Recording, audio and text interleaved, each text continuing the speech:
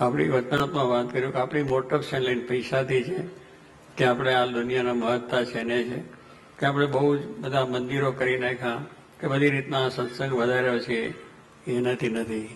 મોટપ તો એક આજ્ઞા અને ઉપાસના બે જ. ભગવાન શ્રીજી મહારાજની આજ્ઞા છે કે જેટલી આપણા જીવનમાં દ્રઢ થાય અને જેટલી ઉપાસના એમના વિશે દ્રઢ થાય કે સર્વોપરી સર્વતાના અવતારી સર્વકારના કારણ અક્ષરધામના પ્રતિ અતન બ્રહ્માંડનું કરનાર એવા એ શ્રીજી મહારાજ એક અદ્વૈતીય એ છે. અને એમના આજ્ઞા જે આપણને મળી છે સાધુના ધર્મ ને ગ્રસ્તોના ધર્મ ભાઈ ભાઈના બધા ધર્મો છે એમની આજ્ઞા છે એ પાડવાની છે. અને શિક્ષાવતરી એક આજ્ઞા છેલ્લી પાછી આપણે બધાને કરી છે બીજા આત્માનમ બ્રહ્મરૂપમ.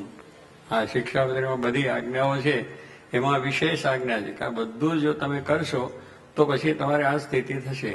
અને એ સ્થિતિથી આપણે કરવાનું છે આત્મા છું, હું બ્રહ્મ છું, હું અક્ષર છું એ થઈને ભગવાનની ભક્તિ કર. પછી હું અક્ષર ન થઈ ગયો બ્રહ્મ થઈ ગયો હું ભગવાન થઈ ગયો એવું નથી. ઘણા માણસો સંન્યાસી મહાત્માઓ કે હમ બ્રહ્માસ્મિ. શું થયું? અહમ બ્રહ્માસ્મિ એટલે હું જ પોતે જ ભગવાન એમ વાત કરે.